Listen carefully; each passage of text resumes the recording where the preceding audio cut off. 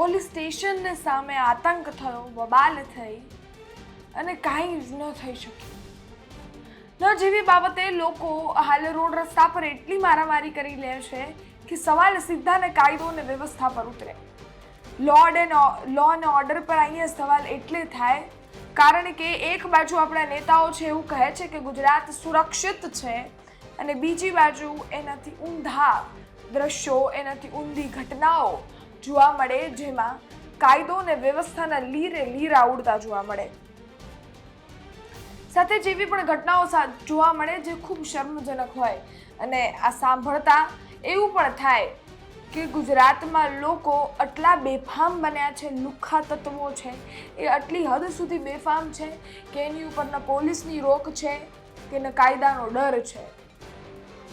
ભાવનગરની આ ઘટના જેમાં આજે ભાવનગરમાં ન જેવી બાબતે એક રિક્ષા ચાલક અને જે સિટી બસ હોય ને ડ્રાઈવરની વચ્ચે બબાલ થઈ ગઈ અને બબાલ એ હદ સુધી પહોંચી ગઈ કે જો ડામર પર બ્લોક્સ લગાડેલા હોય ને બ્લોક્સ ઉઠાવી અને બસ પર મારી દીધું। નસીબ સારા છે કે એ બ્લોક માર્યો ત્યાં કોઈ હતું નહીં, બાકી જે ત્યાં બેઠું હતું એની હાલત શું થાત, જીવ પણ વયો જાત। વાત હાથાપાઈ સુધી પહોંચી ગઈ। વાત ખરેખર વાત શું હતી? વાત એમ હતી કે બસ ચાલકે એવું કહ્યું કે રિક્ષા થોડીક સાઈડમાં લઈ લે, ન લીધી અને વાત ગાળાગાળી સુધી પહોંચી, ગાળાગાળીથી મારામારી સુધી વાત પહોંચી। એના સીસીટીવી દ્રશ્યો પણ છે, એ પણ હું તમને બતાવીશ, પરંતુ અમારી યુટ્યુબ ગાઈડલાઇન્સ પ્રમાણે અમારે બી થોડાક રિસ્ટ્રિક્શન્સ હોય કે અમે સીધા હુમલો ન બતાવી શકીએ એટલે અમે તમને એ રીતના બતાવીશું, પરંતુ અમે સીસીટીવી કેમેરા ચોક્કસથી બતાવીશું। એ ઘટના જોવી તમને પણ ખબર પડે કે લોકો કઈ હદ સુધી બેફામ બની ગયા છે।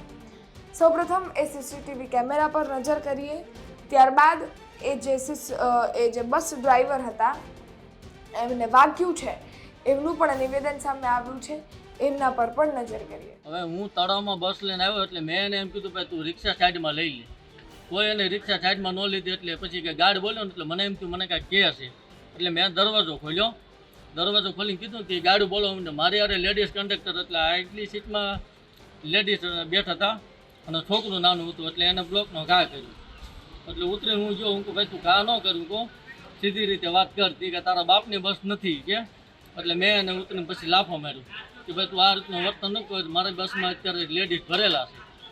પછી એને મને શરીરનો ઘા કર્યો, શરીરનો ઘા કરે ને ત્યારે હું નજીક ઊભો હતો, છેટો ગયો ને તો મને હાથમાં વગાડી દીધું, તોડફોડ કરી છે, મારા બચાવ કરવા માટે મેં એને પછી માર્યું।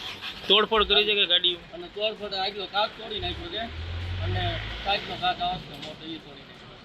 આપણે સાંભળ્યા એ ડ્રાઈવરને, સાથે જ આપણે એ હુમલાના સીસીટીવી કેમેરાને પણ જોયા।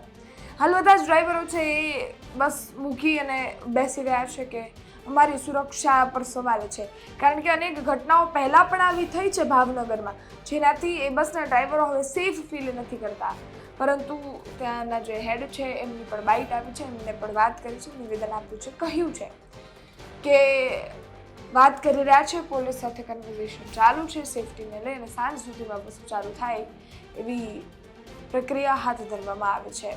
પરંતુ સવાલ એ છે કે આટલી બધી ઘટનાઓ થવી, આટલા બધા લુખ્ખા તત્વો બેફામ બનવા, તો શું પોલીસ છે એક્ટિવ નથી? છે, કામ કરે છે, પરંતુ લોકોમાં ડર નથી કે અમારી સાથે કોઈ પણ વસ્તુ થઈ શકે છે અને એનું જ પરિણામ આ બધા હુમલા છે, એનું પરિણામ આ બધી બબાલો છે। આ બબાલને લઈ આપણા શું અભિપ્રાય છે કોમેન્ટ ચોક્કસથી કરજો। ફરી મળીશું નવી માહિતી સાથે, ત્યાં સુધી રાજા, ધન્યવાદ।